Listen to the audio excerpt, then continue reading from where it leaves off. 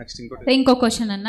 ఇప్పుడు ఇక్కడ రకరకాల వయసుల వాళ్ళు ఉన్నారు, వాళ్ళకి రకరకాల వయసులోని పిల్లలు ఉన్నారు. వాళ్ళ పిల్లలు స్కూల్కి వెళ్ళినప్పుడు కల్చరల్ ప్రోగ్రామ్స్లో పిల్లలు పార్టిసిపేట్ చేయాల్సిన ఆవశ్యకత ఉంటుంది. అలాంటప్పుడు ఆ కల్చరల్ ప్రోగ్రామ్స్లో రకరకాల పాటలు పాడాలి పిల్లలు, లేదా డ్యాన్స్ చేయాలి. అలాంటి వాటప్పుడు ఎలా మనం స్పందించాలి? మన పిల్లల్ని అలౌ చేయొచ్చా? నెక్స్ట్, పిల్లలు గేమ్స్కి వెళ్తూ ఉంటున్నారు. నాకు కూడా ఒక 3-4 తల్లులకి నేను కౌన్సిల్ చేశాను. పిల్లల్ని, ఆడపిల్లలు ముఖ్యంగా ఆడుకుంటామంటే వాళ్ళని స్కూల్లో గేమ్స్లో పేరు ఇవ్వకుండా ఆపేసి అమ్మాయిల్ని. ఇంకొకటి, మెచ్యూర్ అయిన ఆడపిల్లలకి పేరు ఇవ్వకూడదు అన్నట్టు. దానికి బైబిల్ ఏమాత్రం సపోర్ట్ చేయట్లేదు అన్నట్టు అడిగారు. కరాటే నేర్చుకోవడం, ఆడపిల్లలు కరాటే నేర్చుకోవడానికి పంపించడానికి కూడా బిబ్లికల్గా ఎలాంటి సపోర్ట్ లేదని వాళ్ళు చెప్పారు. సంగీతం, నెక్స్ట్ స్వరజ్ఞానం, సంగీత జ్ఞానం అంటే కొన్ని శ్లోకాస్ ఉంటాయి, మరి అది దానికోసం ఇదంతా తల్లిదండ్రులు ఎలా తీసుకోవాలి?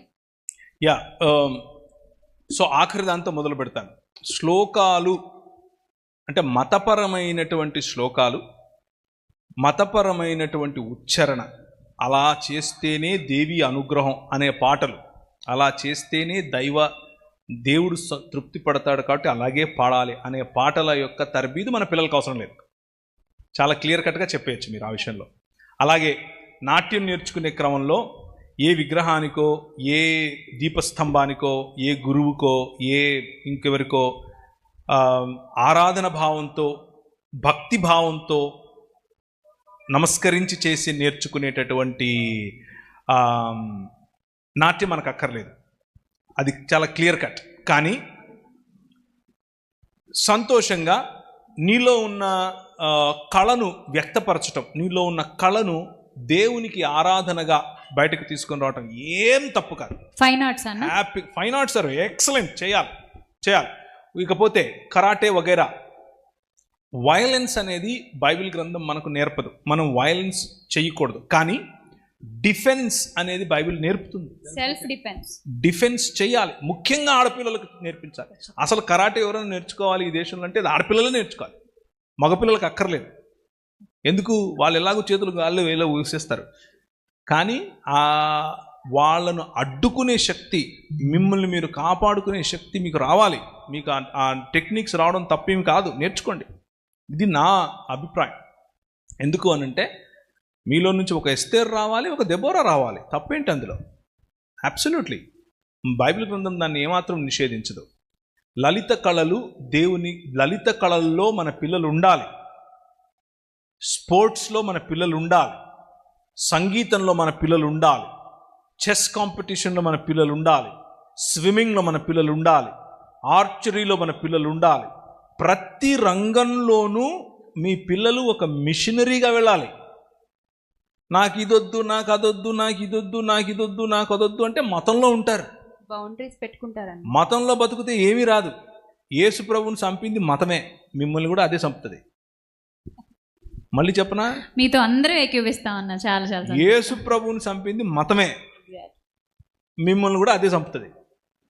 ఆ మూసలో పెట్టి ఏం చేయకుండా చంపుతుంది మిమ్మల్ని. మీరు మగ్గి చచ్చిపోతారు. ఏమనుకుంటారు తెలుసా? నేను దేవుని కోసం బతుకుతున్నాను అన్న భ్రమలో చచ్చిపోతారు. అంతకంటే దరిద్రమైన బతుకు ఇంకోటి వద్దు. Live a free life. స్వతంత్రంతో బ్రతకండి. ఏంటా స్వాతంత్రం? ప్రభు అయిన యేసు క్రీస్తును అనుసరించాలి. ఆ అనుసరణ క్రమంలో ఆయన మాత్రమే రాజు. నాట్యము అనే రంగాన్ని నేను ఆయన కోసం పట్టుకుంటాను, వెళ్ళండి నాట్యంలో. సంగీతం అనే రంగాన్ని ఆయన కోసం ప్రభావితం చేస్తాను, వెళ్ళండి సంగీత రంగంలోకి. రాజకీయం ప్రభావితం చేస్తాను, విద్య ప్రభావితం చేస్తాను, వైద్యం ప్రభావితం చేస్తాను. ప్రతి రంగంలోనూ మీ పిల్లలను మిషనరీస్గా తయారు చేయండి. అంతేగాని అదొద్దు, ఇదొద్దు, వాణి ముట్టుకోద్దు, ఇది చేయొద్దు, అది చేయొద్దు అని ఇంట్లో కూర్చోపెడితే లాస్ట్కు మీకు మిగిలేది మతం ఒక్కటే. ఇంకో చిన్న, ఇది చాలాసార్లు చెప్తూ ఉంటాను, ఒక ఉల్లిపాయ చేతిలోకి తీసుకోండి, ఇది పొర, ఇది బాగలేదు, ఇది పొర, ఇది బాగలేదు, ఇది పొర అంటే లాస్ట్కి ఏమి ఉండదు, అరిచి ఉంటుంది ఇలా చూసుకోవటానికి. మన పిల్లలు అలా ఉండకూడదు, అన్ని రంగాల్లో ఉండాలి, తలలుగా ఉండాలి. ప్రభు అన్నాడు, నేను నిన్ను తలగా చేస్తాను, తోకగా చేయను.